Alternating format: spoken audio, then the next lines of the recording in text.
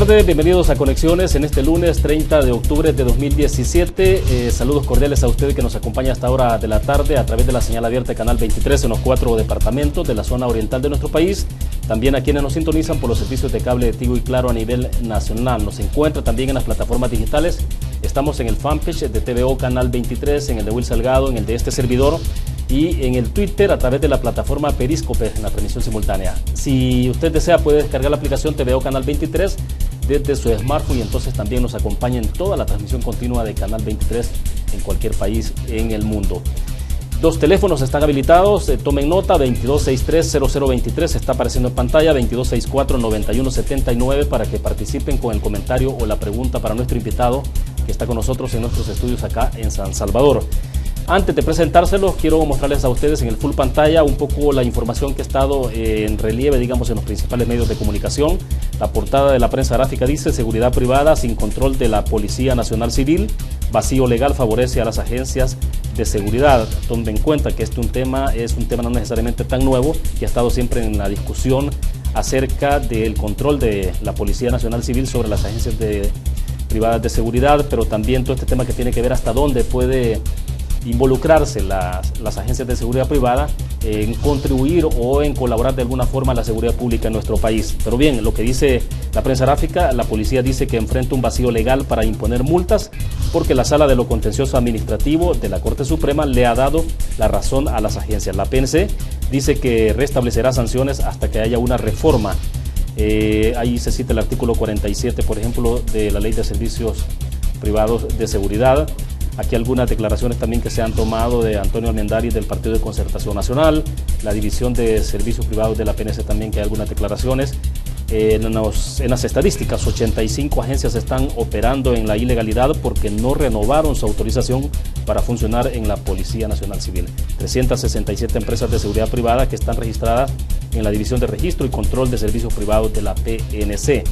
Mientras tanto, ¿qué dice el fiscal general de la República? Son declaraciones del miércoles pasado. Por ejemplo, dijo él que las agencias de seguridad privada están haciendo mucho negocio de la seguridad. El titular de la Fiscalía dijo que existen más colaboración de las empresas de seguridad privada y la alcaldía en el combate de la delincuencia.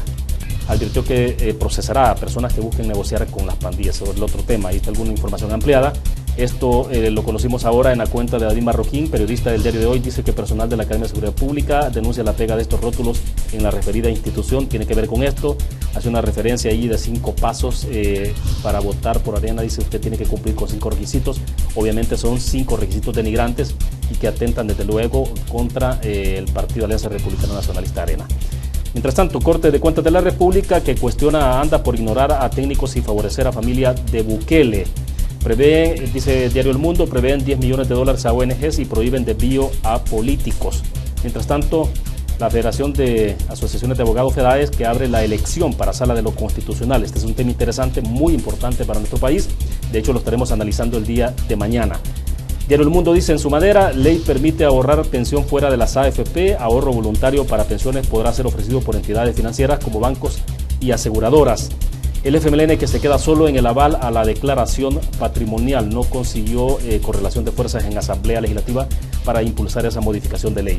El diario de hoy, cotizantes AFP podrán retirar anticipo este año. Y la FEDAES también que abre el proceso de elección, ya lo decíamos antes. FUSADES está proponiendo corregir elección de magistrados con una reforma constitucional. Es un tema relevante. Declaraciones de Javier Castro, director del Departamento de Estudios Jurídicos de FUSADES. El PDC que realizó el fin de semana elección interna de su dirigencia. Estas son algunas estadísticas de temas que estaremos analizando justamente con nuestro invitado de esta tarde. Pues bien, ahora sí se los presento. Está con nosotros en nuestros estudios Luis Contreras. Él es politólogo y estaremos hablando justamente, haciendo una reflexión sobre el tema de seguridad pública en nuestro país, analizando la parte de la territorialidad de las pandillas, un poco cómo se puede recuperar el territorio en nuestro país, qué es lo que hay que hacer en el tema de la prevención, en el involucramiento directo de toma de las comunidades, por decir algo, y de las extorsiones, desde luego, y homicidios. Luis, es un gusto que nos acompañe. Bienvenido, buenas tardes. Un gusto, William, buenas tardes, y creo que es un tema que no pasa desapercibido como es la seguridad pública en nuestro país. Exactamente. Pero bueno, antes de iniciar, quiero recordarles a ustedes nuestro patrocinador de conexiones, Almacenes Bomba, la explosión de precios bajos que está de aniversario, 57 premios para usted, 19 pantallas de 32 pulgadas, 19 licuadoras Soster, 19 tarjetas de regalo de $25. Una promoción que dura hasta el día de mañana, así que tiene que aprovechar. Pues bien, dicho esto, para comenzar, Luis, creo que es importante que iniciemos con una parte que creo que es sumamente relevante y se está hablando muchísimo en los últimos días y tiene que ver con la capacidad o no que puede tener el Ejecutivo con todo su aparato de seguridad pública en el país para poder recuperar el control de los territorios. O sea, este es un debate, bueno, incluso hay unos que sugieren que no es cierto que haya control territorial de parte de las pandillas, pero ya eso prácticamente que es un tema superado. Ahora el tema es cómo se recupera el control de los territorios. Entonces, para comenzar un poco planteada esa interrogante, Luis. Sí, William, el control territorial de las pandillas, estas estructuras criminales han mutado a través del tiempo. Esta problemática creció abismalmente en el aspecto que no se le brindó no se le dio un abordaje idóneo en su momento, pues en gobiernos previos. Lastimosamente, la misma política, la polarización que tenemos actualmente en nuestro país, que ha venido de mucho tiempo atrás, ha impedido fortalecer tal vez un ataque frontal y directo a estas estructuras criminales. Y lamentablemente la seguridad pública desde gobiernos anteriores al actual siempre se maneja a nivel de homicidios.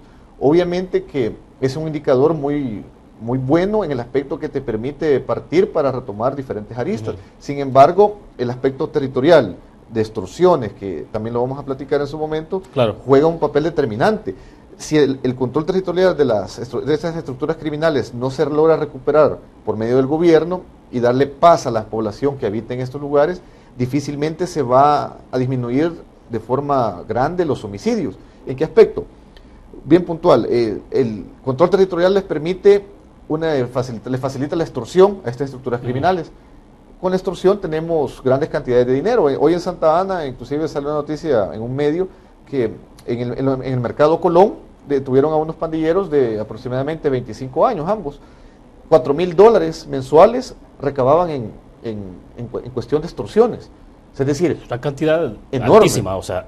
Eso te permite comprar armas de fuego, voluntades a policías, jueces, políticos. Es decir, aquí se multiplica, hay una multiplicación del delito. Y para nadie es un secreto, en la operación Tecana que se dio en Santa Ana hace unas semanas atrás, ya se sabe por medio de la Fiscalía que hubo policías de la DECO que colaboraban con estructuras criminales. Les decían qué día, hora iban a hacer los operativos para que ellos los evadieran. Es decir, si el control territorial, que es el terreno fértil de estas estructuras criminales, no se logra recuperar por parte del gobierno, difícilmente los homicidios van a disminuir, William. Va a ser bien difícil, porque es como yo siempre hago la metáfora del hormiguero, que tienes el hormiguero, están saliendo las hormigas, las estás aplastando, el hormiguero siempre está ahí. Es decir, el territorio debe recuperarse. La policía comunitaria, quieras o no, todo este tiempo ha estado haciendo un trabajo muy bueno. Sin embargo, se le ha apostado tal vez, no como debería de ser, por decirlo así, un apoyo tanto económico como logístico, pues porque la prevención en forma visual no te impacta en pocos años, sino que es un trabajo a mediano y largo plazo, que no es fácil. Y nuestro país surge de medidas inmediatas en la actualidad. Ahora, Luis, toda esta parte de recuperación de territorios, porque el tema es, bueno, y lo hemos platicado en el pasado, ¿no? O sea, el famoso esquema que se montó, por ejemplo, de recuperación de territorios y se hizo bastante show mediático, porque hay que decirlo en esos términos, cuando en el caso de la Campanera, por ejemplo, que no es primera vez que llegan, hay desplazamiento policial, tanquetas, etcétera, militares desplegados en la zona, se pueden quedar un par de días ahí, pero bueno, al final de cuentas se retiran. Entonces, y evidentemente eso no ha funcionado, pues eso está claro. Pero entonces, uno asume que el control de territorio se recupera también con medidas o disposiciones integrales. Sí, o sea, por ejemplo, ¿cuáles son los factores o los actores que no deben de faltar en una intervención de territorio? Digo, pensando en largo plazo, no en una cuestión de largo plazo, exacto. Sí, eso es muy interesante lo que menciona William, porque siempre ha sido de esa forma y lo tuvimos recientemente en el centro de San Salvador, que el hecho de posicionar tanquetas, homers, soldados, es un impacto visual que es bastante mediático, que básicamente solo puede servir y crea un impacto, quieras o no, es un impacto bueno en el aspecto del desplazamiento del delito y los delitos de oportunidad, que es el robo común. Que y quizás algún nivel de sensación de seguridad que algún segmento de la población, exacto. digo, eso no, a mí no me impacta ver una tanqueta porque no creo que eso sea efectivo. Sí. Pero para un segmento de la población que tal quizás vez le beneficie. O cree que efectivamente eso tiene algún nivel, entonces te da como alguna sensación de seguridad ver una tanqueta. Ajá. Podría ocurrir, ¿no? Sí, pero el problema es que no estamos eliminando el problema real y se puede decir que el cáncer más grande que tiene El Salvador son las maras y pandillas. El control territorial, para recuperarlo, también tienen que tomarse en cuenta diversos actores. Por ejemplo, ONGs, alcaldías, municipales, es decir, descentralizar un poco el trabajo de la seguridad pública. No quiere decir que le vamos a quitar a la Policía Nacional Civil su labor, sino que una labor logística, de acuerdo con las alcaldías que tienen una labor más cercana a la población, que aquí intervienen las ADESCOS. En trabajos de prevención de la violencia se trabaja mucho eso, que se le conoce como buenas prácticas, en el cual tanto alcaldías, ONG, ADESCOS, iglesias determinan cómo se va a desarrollar la operatividad. O sea, articulas todo un esfuerzo integrado. En conjunto, integral. Pero porque del otro lado también siempre ha habido respuesta, ¿no? Recientemente hemos conocido el caso del asesinato de dirigentes comunales de las ADESCOS por parte de las pandillas, porque me imagino de que hay quienes se sienten amenazados al ver que ya una organización dentro de una comunidad con una ADESCO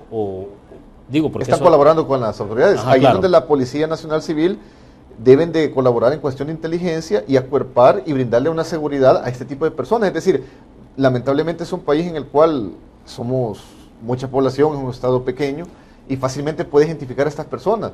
El gobierno tiene que idearse una forma en la cual podamos disfrazar a las personas que puedan colaborar con estos esfuerzos para lograr la recuperación de territorio. Si no va a suceder lo que tú estás mencionando. Lo estamos viendo inclusive con los policías, con militares que están siendo asesinados vilmente. Pues a la fecha llevamos 39 agentes policiales asesinados, casi, no sé si me equivoco, 18 elementos militares. Es decir, que el gobierno descuida esa parte de acuerpar, brindarle una seguridad a ellos y a sus familias, porque la atención a las familias queda bastante invisibilizado. Es decir, todas las víctimas que mataron a sus padres, que desempeñaban una labor en el aparataje estatal de seguridad, quedan en el limbo. No solamente por la cuestión económica, sino que pueden llegar a ser víctimas también de estas estructuras criminales. Claro. Ahora, Luis, para todo esto vos necesitas en el territorio tener presencia policial permanente. Es bien determinante. O sea, ahí donde la policía comunitaria juega un papel imprescindible. Bueno, pero policía comunitaria no sé si todavía existe incluso. O sea, me imagino que sí, pero ¿dónde está el trabajo? Porque en algún momento se habló mucho del trabajo de la policía comunitaria y de la incidencia que podía tener, pero de repente uno siente que hay como iniciativas que solo se quedan en el impulso. No, yo creo que el detalle aquí, William, que es que la policía comunitaria no es que no funcione, inclusive en otros países está en auge, inclusive la ONU, PNUD, te apuestan mucho a eso y te brindan aspectos económicos para reforzarlo. El problema es que los aspectos de prevención son bastante invisibles, no quiere decir que no se logren, y la delincuencia es demasiado grande que opaca, obviamente, la parte de prevención, de recuperación de personas en riesgo, que es a lo que le apuesta la parte de la prevención. Y lastimosamente, las maras tienen una operatividad tan consolidada que también tiene que ver cómo se elimina de los centros penales, porque básicamente se han vuelto una base de operaciones. ¿Cómo es posible que las autoridades digan que vamos a poner escudos en los penales para bloqueo de señal? Están dando a entender que siempre va a ingresar ilícitos. El detalle es que no ingresen en celulares. O sea, no sé, pero sigue ingresando. O sea, sí, traigo un dato específico. En abril, en este año, para ser bien puntual, se hizo una requisa en Ciudad Barrios, en el penal de Ciudad Barrios, y se decomisaron casi $19,000. ¿Cómo es posible que en un penal tengan $19,000? 12,400 en efectivo en una celda en el sector 3. O sea, pero entonces si tenés plata en un centro penal es porque también ingresa, pero también la puedes sacar. Exacto. O sea, no la tienen para tenerla guardada y estarlo viendo. Sí, una dinámica. Inclusive decomisaron 151 celulares. Entre todo el consolidado son 1,600 objetos ilícitos, cargadores solares, granadas, armas. ¿Cómo es posible que en un penal de nuestro país exista estos objetos ilícitos? Es decir, es otra labor que también es bastante invisible. Como te lo repetí al inicio, te lo mencioné, que la seguridad la enfocamos solamente baja de homicidio, sube homicidio, pero tenemos el trabajo de reinserción, que es en centros penales, el trabajo de prevención, control territorial, y otro que está agobiando a la sociedad salvadoreña, que son las extorsiones. Va, entonces, para ir cerrando un poco sobre el tema de recuperación de territorios, necesitas también llevar unidades de salud, llevar escuelas, sí. Pero hay un punto que me interesa, sí, que lo conversemos y que nos hagas el análisis, Luis. Tiene que ver con el tema de cómo estimulas a los jóvenes, por ejemplo, obviamente para el estudio, pero también para que puedan considerar la posibilidad de tener un trabajo. Sí, obviamente no es fácil. Claro, eso pasa por generación de fuentes, sí, de empleo, ¿no? Fuentes de empleo. Pero además, algo que algunos consideran bastante complejo es el hecho de que cómo lograr sacar a un joven que ha hecho noveno grado, por ejemplo, por decir algo, y que a través de la extorsión ha podido tener ingresos de 500, 700 dólares al mes. Sí. O sea, el trabajo de reinserción es complejo. En ese ¿Cómo se puede luchar con eso, sí, contra eso? Tienen que ser equipos sistemáticos de profesionales, psicólogos, trabajadores sociales que aborden a este tipo de personas. Primero identificar, como lo hace la policía comunitaria, las zonas de alto riesgo, familias desintegradas, disfuncionales, que no tienen a sus padres los niños, qué tipo de problemática ellos están, elaborar una clasificación de los delitos que ellos han cometido, las edades, es decir, lo que hace falta es una especie de banco de datos de estas personas y quienes podríamos darle prioridad para recuperarlos de forma más inmediata, darle más atención. Porque como tú dices... Ahora, pero el país no tiene un censo, no cuenta con un censo muy focalizado sobre esto, ¿no? Sí, lamentablemente, o sea, quizás afecta porque yo mucho... no sé si tú tendrás información, pero ¿de dónde sale el dato de que en el país se dijo hace 1 o 2 años atrás que podían haber 75,000, 80,000 pandilleros, por ejemplo? Sí. O sea, porque creo que se incluía también a la familia, ¿no? Sí, porque la policía siempre hace como un trabajo territorial de investigación. Básicamente, tal vez no pueda ser exacto, pero sí hacen una muy buena aproximación. Pero son datos en el aspecto que no nos van a servir para un trabajo de reinserción ya con estas personas. Sí. Lo que a tu pregunta era esa, que ¿cómo recuperamos a estas personas? Aquí es donde un grupo de profesionales tiene que abordarlo directamente, psicólogos, trabajadores sociales, gente especialista que logre llegarles a estas personas y buscarles aspectos psicológicos, conductuales, cómo cambiarlo. Es decir, en nuestro país abundan profesionales. ¿Cómo es posible que no se puedan focalizar estos esfuerzos para lograr recuperar a estas personas? Cabe la pregunta, la dejamos abierto de decir, tal vez no les interesa al gobierno hacer eso. O sea, ese es el punto. A veces tú crees que puede ser un poco más que recursos, es el tema de disposición de voluntad. El problema, sí, yo quedé un poco desencantado cuando se dio la tregua entre pandillas, tanto inclusive políticos de derecha, de izquierda, se han visto involucrados con estos grupos criminales y eso te hace dudar mucho. O sea, eso ya la población también desconfía y me imagino que están en el ojo del huracán, pues, es decir, sí, quieras o no, pasa factura en las próximas elecciones. De acuerdo, tenemos que hacer la primera pausa comercial, cuando regresemos tendremos habilitados los 2 números de teléfono, estarán apareciendo en pantalla, 2263-0023, 2264-9179, para que participen con el comentario o la pregunta para nuestro invitado. Antes de ir a la pausa, recordarles nuestro patrocinador de conexiones, Almacenes Bomba, la explosión de precios bajos que está de aniversario con 57 premios para ustedes. Regresamos.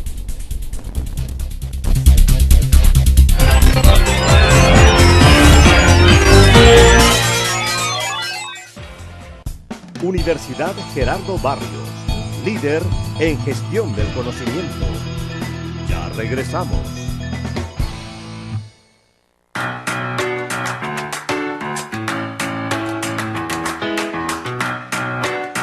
Mi nombre es Gabriel Recinos, tengo 31 años, formo parte del team desde su creación en 2015. Durante la permanencia con el team he aprendido a ser más disciplinado en cuanto a la técnica y otras formas de poder practicar este deporte.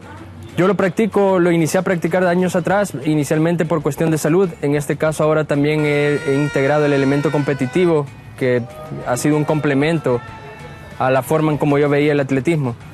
Me dedico al área del periodismo enfocado sobre todo al área legislativa. Para aquellas personas que están interesadas en formar parte de este estilo de vida, los invito a que lo hagan. Van a darse cuenta que los beneficios para su salud son muchos.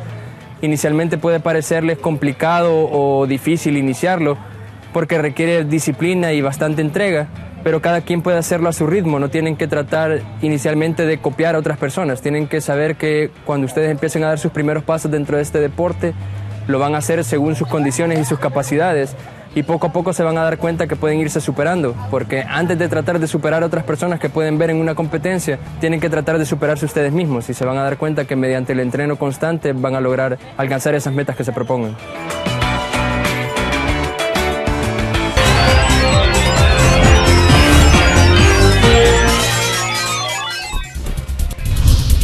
Siga con nosotros, transmitimos en vivo desde la ciudad capital, San Salvador. Luis Contreras, politólogo, está con nosotros haciendo un análisis sobre el tema de la seguridad pública en nuestro país. Los primeros 15-20 minutos los dedicamos a reflexionar sobre la recuperación de territorios, un poco la complejidad que hay alrededor de este fenómeno delincuencial o delictivo en nuestro país. Pero bueno, es que hay otras cosas que están ocurriendo prácticamente simultáneo, Luis, y en la cuenta de Twitter de TVO, por ejemplo, estamos diciendo que el agente Víctor Pacheco, un agente de la Policía Nacional Civil identificado como Víctor Pacheco, fue herido de bala por otro policía. Esto ocurrió en San Pedro Mazahuat y se supone que esto ocurrió cuando intentaban capturar al otro agente que era acusado de privación de libertad. O sea, lamentable. El nivel que tenemos de un poco de deterioro, ¿no? Sí, sí. De cómo también la corrupción dentro de las instituciones exactamente de seguridad pública. Pues bien, platiquemos justamente estos temas de homicidio, porque quiero que hablemos también de las extorsiones, un poco los indicadores que puedes compartir con nosotros, Luis. Exacto. A ver si en producción nos ayudan para mostrar el full pantalla que tenemos en este momento, porque son unas estadísticas de homicidios de los últimos 5 años. Tú tienes ahí como fuente la Policía Nacional Civil y Medicina Legal. Sí, sí. A ver, hablemos un poco entonces de esas estadísticas, Luis, porque creo que quizás es relevante, perdón que te interrumpa desde que inicias, Luis. Porque hoy por la mañana, por ejemplo, el director de la Policía Nacional Civil, Howard Cotto, estaba hablando de que hasta el domingo, hasta el día de ayer, se contabilizan en lo que va del año 3.309 homicidios. Y dice esto, si se compara en el periodo del año pasado, habían 4.567. Desde luego, entonces hay una disminución importante. Pero bueno, veamos estas estadísticas que tenés acá y después hablamos de... Exacto. Sí, como podemos ver acá, William, en los años 2012-2013... obviamente era bastante menor el nivel de homicidios. Recordemos que en esa época fue que se dio la tregua entre pandillas, que obviamente hasta hace poco se vino a revelar muchos datos de lo que se hizo en su momento. Y la discusión, perdón, en ese periodo 2012 siempre era, y que estaba presente, ¿no? Menos homicidios, pero ha habido más desapariciones, se suponía. Sí, no sé hasta dónde eso se pudo... El problema es ese, porque es otro factor, otro flagelo que es bastante invisible para los medios de comunicación y para la población en general, la gente que desaparece. ¿Crees tú que hay un subregistro bastante fuerte en el tema de estadística, digamos, de contabilidad de desaparecidos? Sí, y ¿sabes cuál es el problema? Que lamentablemente los homicidios son tan grandes que la policía no es que tal vez que no los quiera investigar, sino que todos sus elementos, la parte logística operativa se la dedican de lleno a la parte de homicidios. ¿En qué aspecto también? Tenemos frecuentemente, casi a diario, enfrentamientos con pandilleros. Es decir, la labor que pueda realizar la Policía Nacional Civil, elementos que se dediquen a ese ámbito, me imagino que se ha visto mermado por ese tipo de alza de homicidios. Pues esa es la desventaja que tenemos. Hay muchas personas que no aparecen.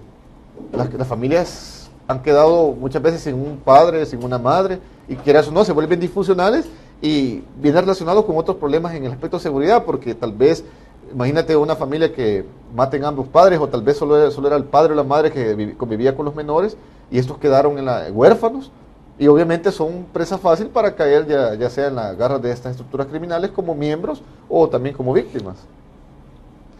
Ahora bien, cuando hablamos de los gruesos, de los números gruesos, obviamente decíamos de homicidios, sí hay una disminución. ¿Cómo se puede explicar esto? ¿O qué es lo que subyace en esta parte? Tal vez para retomar lo que hablamos al inicio, obviamente los números son bastante fríos, pues pueden ser exactos, pero son fríos. ¿En qué aspecto? Que podría ser que hay una disminución en comparación al otro año.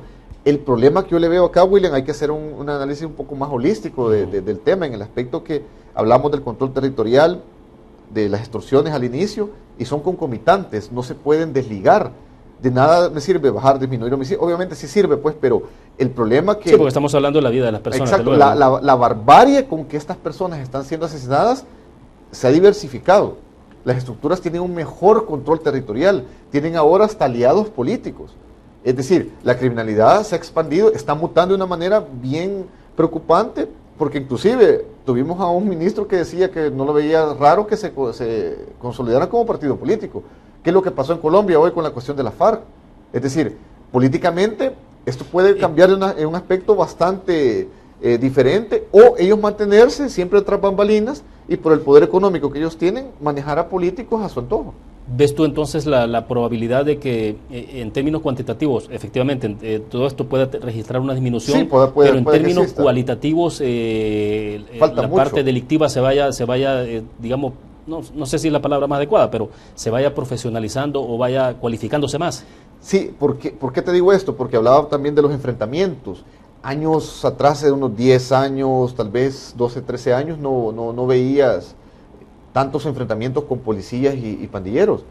Y siempre decomisan armas de grueso calibre, que le facultan a la Fuerza Armada. Es decir, ¿de dónde salen este tipo de armamento? ¿Qué quiero decir con esto? Que el hecho que ellos puedan comprar este arsenal es porque tienen dinero. Ese dinero se lo consiguen de las extorsiones, con el cual tal vez también compran las armas y a la vez también corrompen a personas que pueda ser que sean efectivos militares, que inclusive la Fiscalía ha judicializado algunos elementos por vender armas a policías también. Es decir, vas ampliando la arista de delitos que se van desarrollando por medio de esas estructuras criminales. No lo podemos limitar, como decía, solamente a los homicidios.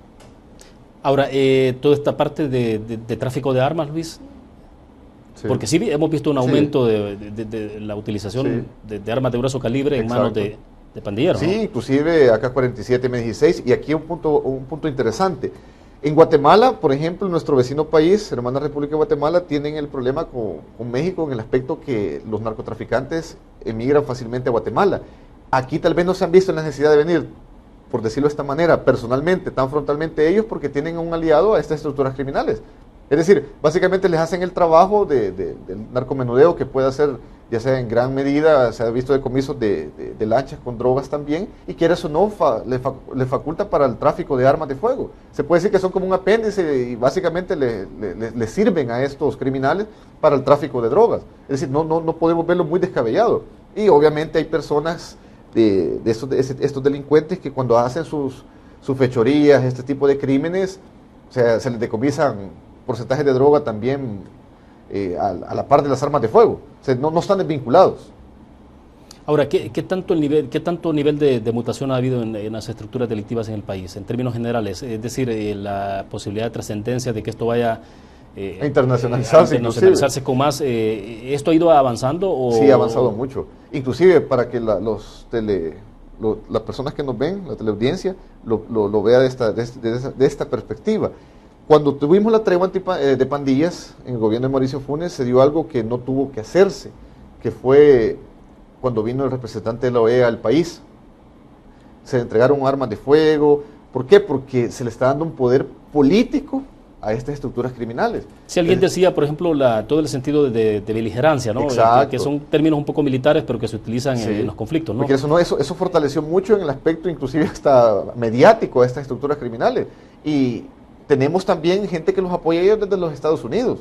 En la operación Tecana, para poner un ejemplo, se descubrió por medio de las investigaciones que hubo un pandillero, no sé si el Greñas era el indicativo de él, el apodo de él es de Estados Unidos. Las extorsiones de acá, que hacían los criminales acá, se las hacían llegar a Estados Unidos. $4,000, $2,000. Exacto, y eso es bastante increíble, ¿no? Pero, o sea, es una logística grande la que estamos viendo. Sí, pero estamos hablando de movilidad, la remesa habitualmente viene de Estados Unidos hacia El Salvador, pero en este caso era del Salvador hacia Estados Unidos. Remesas de la extorsión que para ellos tienen acá. El que estaba allá, el líder pandillero que estaba allá, tuviera capacidad de logística de alquilar vivienda, vehículos, etcétera, ¿no? Con ese ejemplo puedes ver cómo ha mutado. Inclusive en la operación Tecana se descubrió que estas personas tenían negocios de importación de vehículos y venta de vehículos de últimos años de fabricación. ¿Qué estamos viendo con este ejemplo? Que las pandillas han mutado abismalmente, no son los mismos vagos, por decirlo de esta manera, de los 90, que andaban en las calles, te pedían una cora, qué sé yo, cuando había colón, no sé, un colón, y que andaban con piedras, palos, hondillas, o ya no estamos viendo eso. Inclusive su aspecto ha cambiado mucho, ya no son el típico hombre tatuado, es decir, la identificación mediante el aspecto ya no es igual. O sea, ya no puedes esperar en la calle, por ejemplo, que era habitual, ¿no? Sí. Tatuaje era lo que identificaba, pero no necesariamente... No necesariamente. Hoy básicamente los que ves en la calle son rateritos comunes, pues, el delito común, robo, que te ponen el cuchillo, inclusive ellos no lo hacen de esa forma. ¿Por qué? Porque la extorsión te facilita conseguir dinero con una llamada, sin exponerte. Igual el secuestro, ¿por qué se erradicó? Obviamente la empresa privada colaboró mucho para que el secuestro en el país desapareciera, pero entre más tiempo tú retienes a una persona, la policía tiene una inteligencia muy buena, pues, muy desarrollada, más fácil dan con la persona. Es decir, hoy se te facilita con una llamada conseguir grandes cantidades de dinero sin tener el esfuerzo de secuestrar a una persona, encañonarla, tenerla en cautiverio. Es decir, esto se les ha hecho fácil con la extorsión. Y eso les ha permitido obrar en diversas áreas, pues. Bien, recuerdo a nuestros televidentes, tenemos habilitados 2 números, están apareciendo en pantalla, 2263-0023, 2264-9179. Si desean participar pueden hacerlo en el transcurso de la entrevista o desde este momento, sin duda alguna. Luis, el gráfico, ¿cómo nos puede explicar este gráfico que tenemos acá? ¿Por quiénes realizan las extorsiones? Es la pregunta planteada, ¿no? Este es una muestra evidente de cómo el 90%, según las fuentes de la DSI, lo realizan las maras y pandillas. Aquí podemos ver cómo les ingresa dinero mensualmente, semanalmente, diariamente, como tú lo mencionabas, cómo una persona se va a rehabilitar después de ganar $1,000 semanales, por poner un ejemplo. O sea, ¿cómo va a querer ganar un salario de carpintero? No estamos menospreciando a la profesión, sino que claro, es un sino dinero, de las capacidades que puede tener la persona para hacer un trabajo, exacto, ¿no? y ganarse el sustento honestamente. Fácilmente, con amenazar a alguien, te ingresa dinero y las personas se van adecuando, se van acomodando a eso. Y básicamente hay una deformación de la conciencia y no identifican ya ellos que eso no es tan malo. Vaya, pero esto entonces te da finalmente de la identificación plena de cuál es la fuente de financiamiento de las pandillas. Sí, eso está claro. Sí.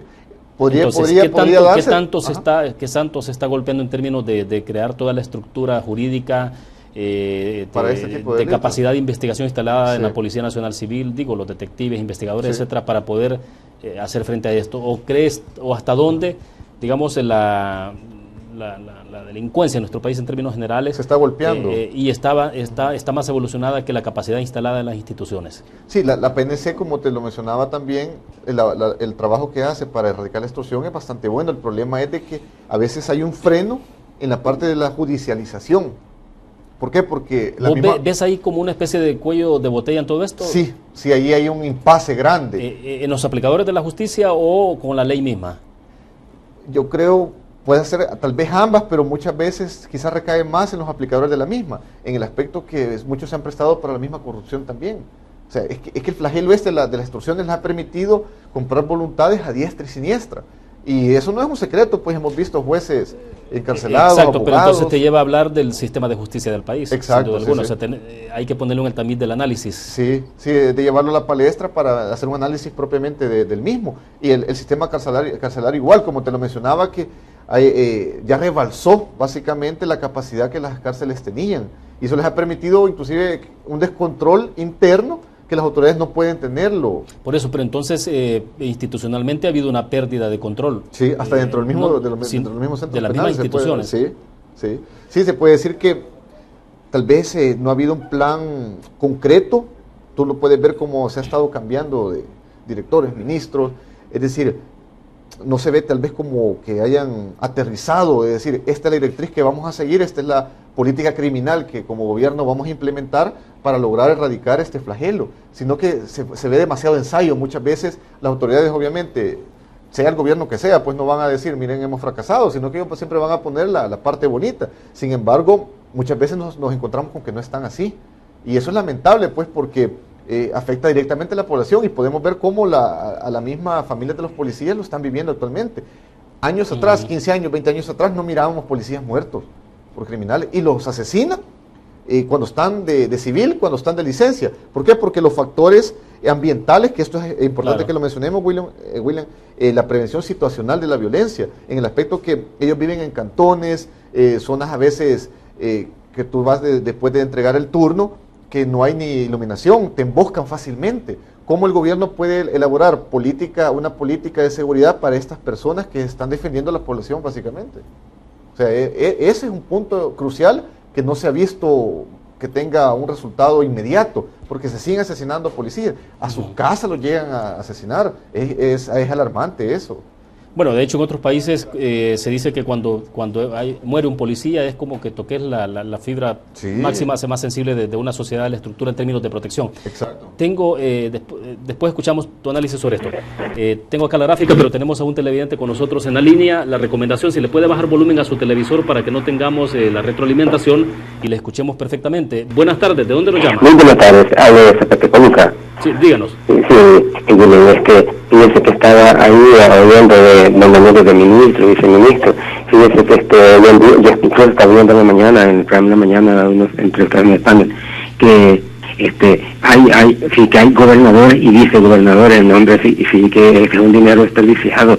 O sea, que esas plazas las da únicamente para que ganen el piso y buscan cómo poner el nombre, le ponen, sí, vicegobernador. Aquí no había, mire, yo fui concejal de la alcaldía de San Salvador cuando estaba Morales era el alcalde, y fui primer candidato a diputado por la convergencia por este departamento, ahora Cabalito, 20 años. Entonces, fui concejal cuando tenía 22 años. Entonces, fíjese que y yo nunca vi aumentar vicegobernadores. Concluir otra cosa, el señor presidente nombrando tercer viceministro, donde siempre ha habido un viceministro, en obras públicas hay 3, y en alcantarilla pusieron otro, y en seguridad pusieron otro. Sí. Mucho despilfarro de pisto. Y por eso es que el pueblo, mire, yo quisiera que los funcionarios del gobierno bajaran hasta abajo, al pueblo, hasta donde están, que andan en buses, microbuses, en los parques, en las aceras de las calles, en las tienditas de los mercados adentro, donde venden tomate, cebolla, café y todo. Allí se van a dar cuenta que el pueblo ya lo rechazó, tan rechazado. Mire, el 80% de la ciudadanía no va a votar en estas elecciones por mucho que estén pidiendo el voto. Muchas gracias, Luis William. Bueno, perfecto, gracias a usted por la participación. Está abierto siempre el teléfono 22630023, 22649179. Me indican de que hacemos una pausa, vamos a la pausa comercial, Luis, cuando regresemos hablemos. Excelente.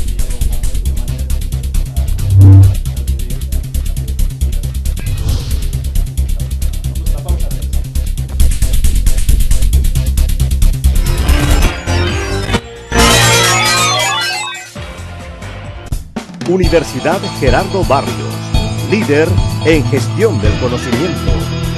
Ya regresamos.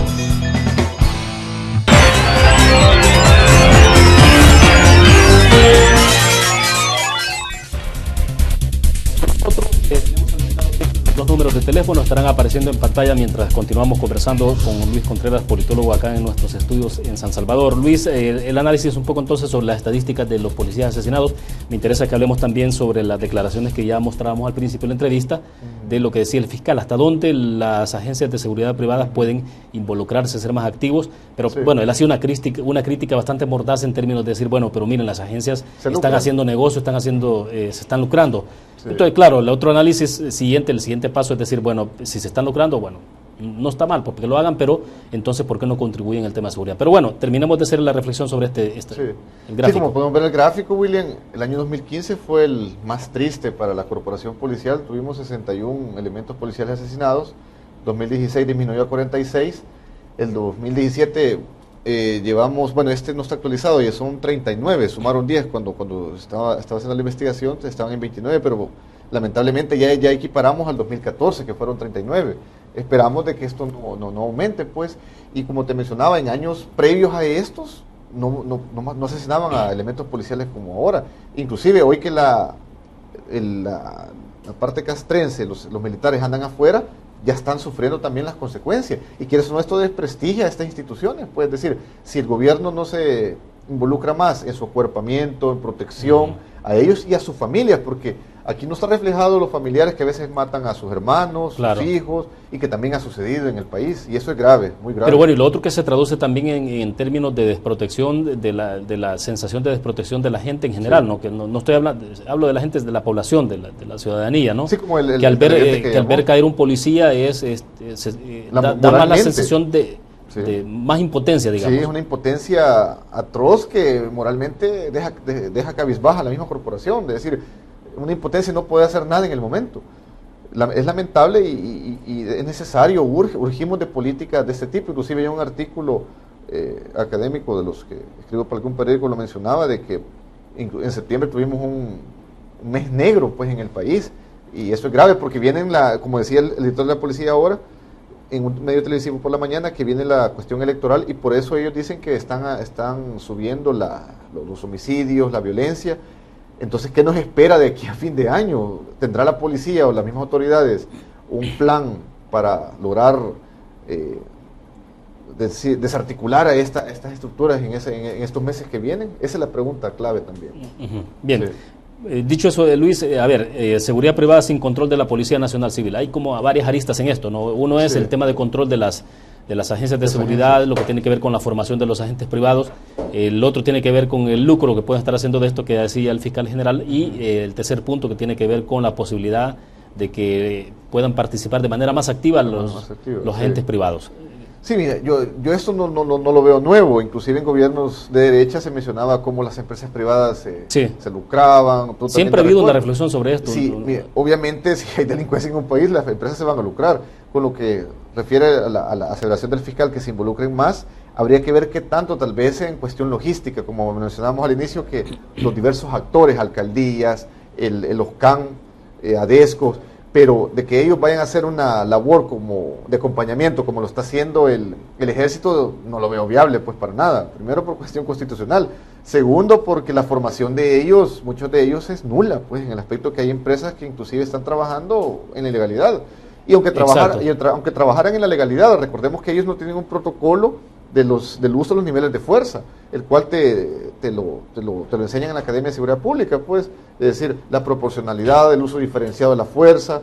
Por eso muchas veces inclusive los elementos militares se ven involucrados en problemas, porque ellos tampoco conocen ese protocolo de acción, porque la labor de seguridad pública le compete exclusivamente a la PNC. El ejército es otro ámbito totalmente. Yo estoy de acuerdo con un artículo que escribió nuestro amigo Ricardo Sosa hace poco, donde hablaba que él mencionaba que no está de acuerdo que sea una militarización de la seguridad pública, y tiene razón en el aspecto que si fuera militarización, ellos tuvieran la batuta de las decisiones a tomar, de las intervenciones, y lo tiene la PNC. Ellos básicamente hacen una labor de acompañamiento, por eso yo lo de seguridad privada no lo veo viable, porque son personas ¿Qué debería pasar entonces con el uso del ejército? ¿Debería tener una labor mucho más activa entonces? ¿O hasta dónde debe ser? Es bien complejo, William, porque la represión debe existir. Yo soy partidario de la opinión de que la Policía Nacional Civil no es impotente en cuestión de represión, sino que el ejército en su momento se ha sacado para crear un ambiente visual de decir, estamos más seguros ahora. La Policía Nacional Civil es muy efectiva operativamente y lo puedes ver cuando hay enfrentamientos, hacen las detenciones, difícilmente vas a ver heridos a un PNC cuando se dan estos enfrentamientos.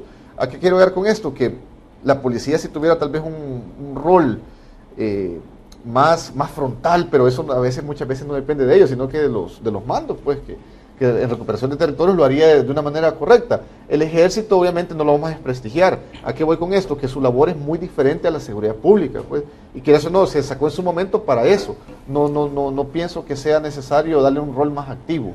Como yo he escuchado otros analistas que dicen el ejército debe estar en los cantones, en las partes rurales, y en la policía en el área urbana. Yo pienso que no es así. Hay unidades élite de la PNC que están facultadas y tienen una formación muy buena para estar en ese ámbito también. Entonces sí coincides en ese análisis de que no hay una militarización de la seguridad. En cuanto a como lo plantea Ricardo Sosa, es muy... Bueno, pero aquí todo el tema también es que cada vez más se van... Que están sacando los militares, y además se van viendo más involucrados, hay más militares en las calles, y se están viendo más involucrados también en algunos hechos que rayan incluso con situaciones delictivas, ¿no? Sí, porque masacres y todo esto que ya ha habido en el pasado. Por los medios. Inclusive la Comisión Internacional de Derechos Humanos, con sede en Washington, hace un año pidió al gobierno de El Salvador que se retirara a los militares paulatinamente.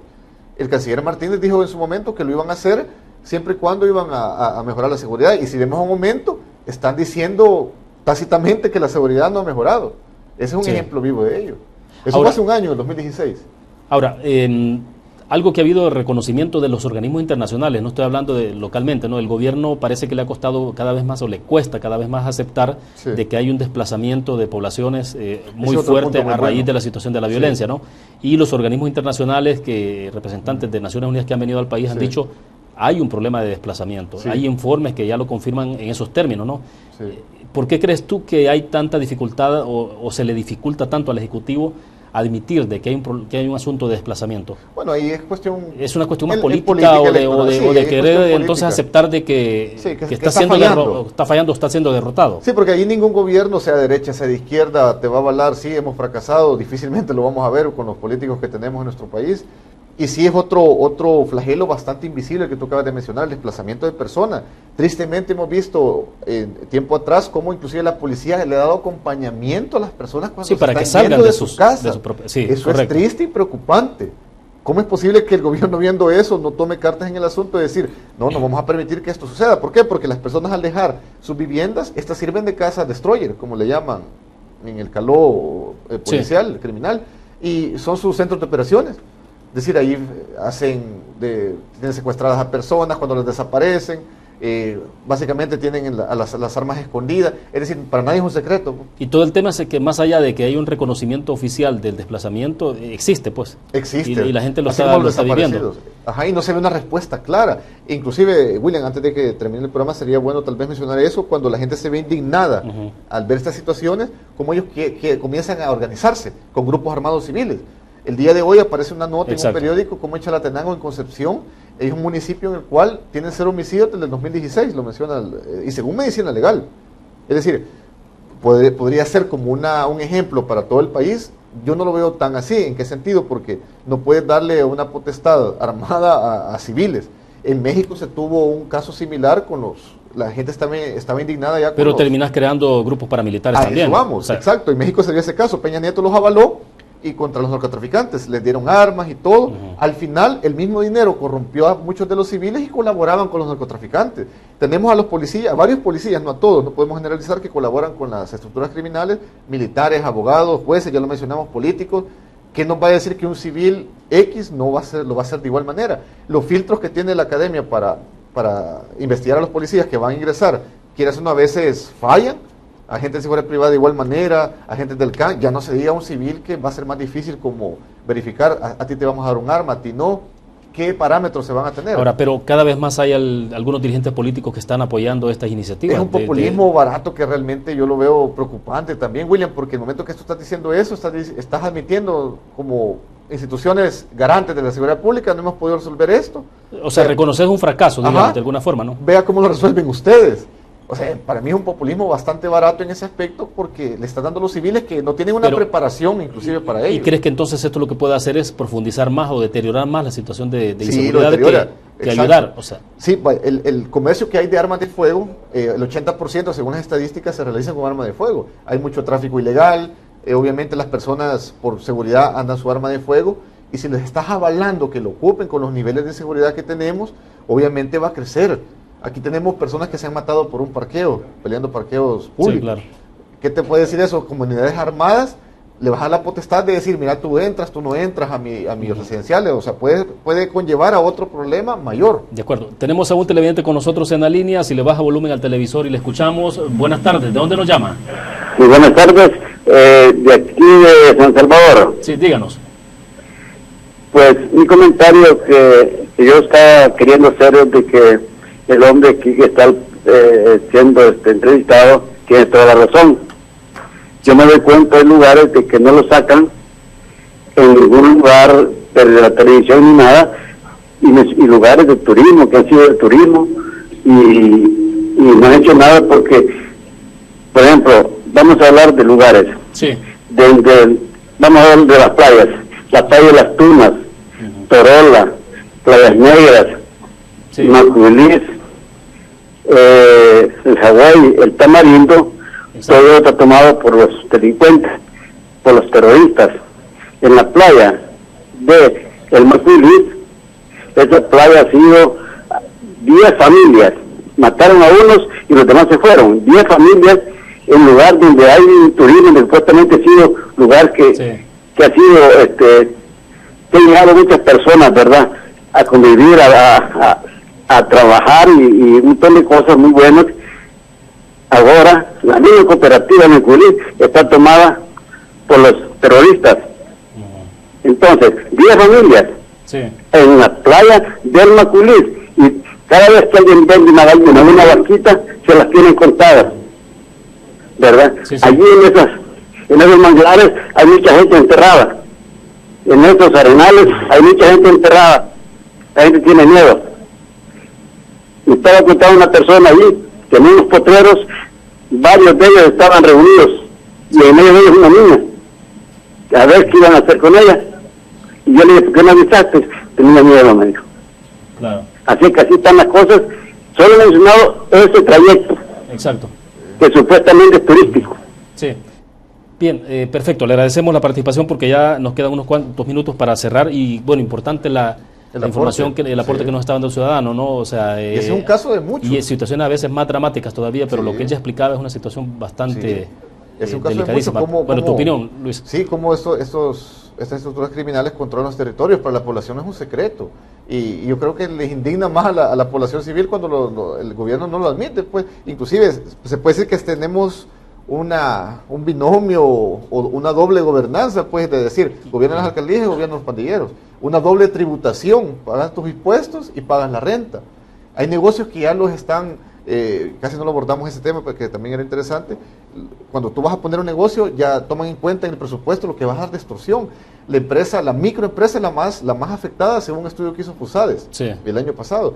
Los de mediana empresa también lo afecta mucho, pero no como la micro. Es decir, ellos no pueden pagar seguridad privada, sistemas de seguridad, que quieras o no, son disuasivos, que sí lo tiene la empresa grande, los grandes empresarios.